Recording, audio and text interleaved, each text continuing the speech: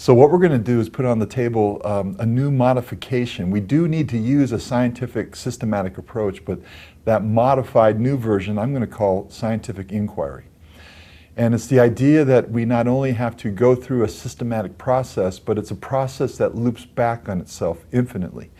And this infinite process of hypothesizing, testing, observing, synthesizing, but then taking those results and moving back to the point of saying what I've just learned is that A, I know more about what I was investigating, and B, I also know more about what I don't know about what I was investigating. So we are always left, excellent science is always bringing us to a new juncture of new possibilities for investigation, but also more information about what we were after. So it's that two-pronged approach, and standard scientific method does not accommodate that very well.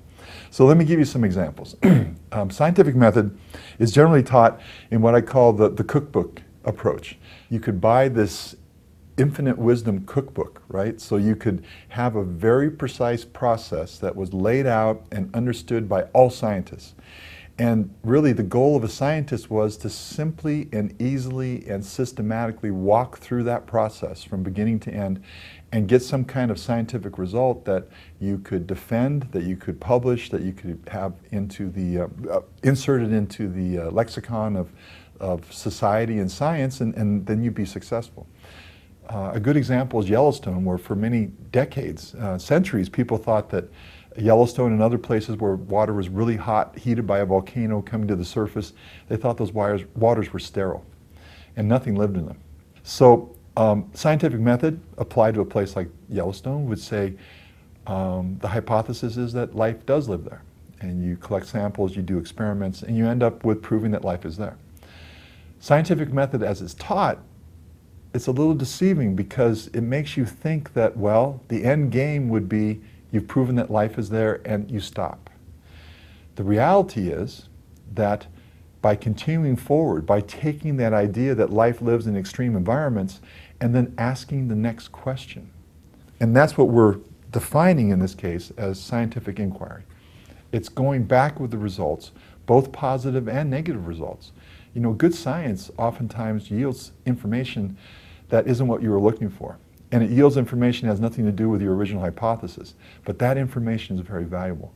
And so scientific inquiry is simply the idea of saying scientific method is valid, but you need to understand that scientific method is used repetitively in this cycle of inquiry. And you go back to these environments. So by going back to Yellowstone, we now know things like microbes can reproduce and regenerate and recreate their DNA composition by using a certain suite of chemicals. And those chemicals now are used fundamentally in human medicine all the time. The shortcoming of that is it only captures one part of how science is actually accomplished. Science requires going back over and over again to re-evaluate what was concluded, to re-evaluate the final results, but also to capture what wasn't known before. Good science usually brings to the table brand new ideas, insights you wouldn't have even asked before. It tells us what we don't know.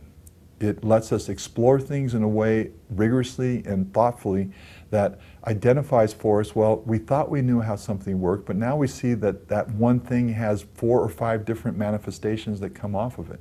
So the result of excellent science is to generate knowledge of a topic, but also to generate knowledge of what we don't know about this topic and related topics. So it's the concept of consistent spiraling scientific inquiry that brings us back to a process of investigating scientific questions. And let's go to a spiraling vortex, if you will, a tornado. You're going to look right down the throat of the vortex into infinity. So you're going to view the process as a complete dynamic swirling entity. And I call that scientific inquiry.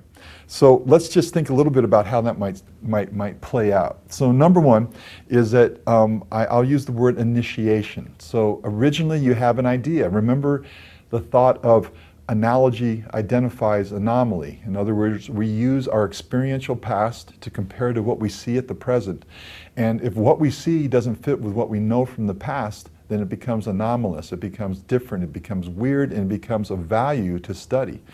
Then we initiate some thoughts about that and try to come up with a structured hypothesis, a prediction, if you will, of how what we see might have come into being, how it works, or how it might be manifested in the future. Then once we have that hypothesis from the initiation process, then I propose that, and again, this is all based on how I see really good science being done at the moment. We'd want to have some kind of pre-experimentation, right? We want to run some simple logic experiments. Is the hypothesis, is the context, is the initiation of the idea, is it valid? And do we have some logic experiments we can run? And the beautiful thing about logic experiments is that they cost nothing, right? Except a little bit of time and a little bit of concentrated effort. And then once we do the logic experiments, if things fit and they substantiate themselves, then we can move and maybe collect a little bit of data. Put together a suite of analytical approaches, measurements, observations, photographs, use different simple tools and try to get some initial data. And then from that initial data observation gathering logic experiment technique, then you can start to have some results to let you test the hypothesis. Well, if after initiation and pre-experimentation your original ideas and hypotheses still stand the test, then I'd say that you can launch into true-scale experimentation. Now, why wait like this, and why not just do experiments at the beginning? Well, experiments that are done well cost a lot of time and money and effort. And money is usually the really big limiting factor here, because large-scale scientific endeavor requires significant financial support and input. So you want to be very careful once you get funding to do some kind of a serious study. You don't want to, if you will, fire those scientific bullets until you're ready to do so. You want to do the experimentation, and you're willing to pay the money to do that and the time and the effort, but you only want to do it when you know it's the highest probability of good results. So you finally then get to the point of actually doing the experimentation.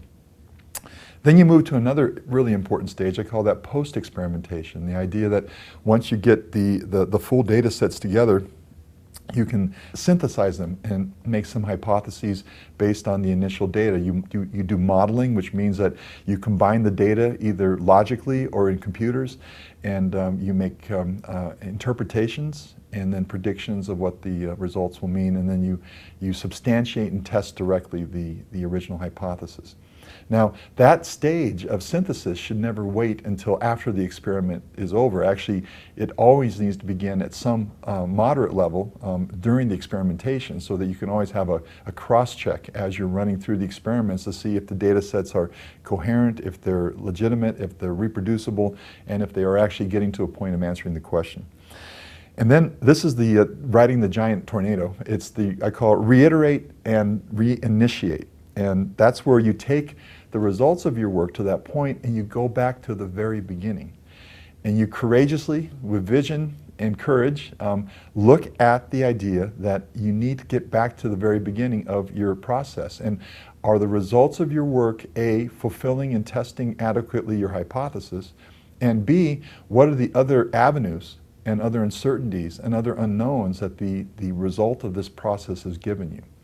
So the idea that you are constantly spinning from initiation, logic experimentation, early pre-experimentation, full experimentation, synthesis and modeling throughout, and then heavily at the end, and then ending up with results that need to be reiterated, you're constantly spiraling forward.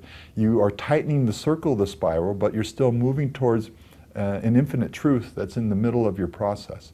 So let's call that super tornado of scientific endeavor, let's call that scientific inquiry. And that's the kind of process that evolutionary biology is built upon. That's the kind of process that all geoscience is built upon. And this marriage of evolutionary biology within the context of historical geology is all built upon this scientific inquiry approach.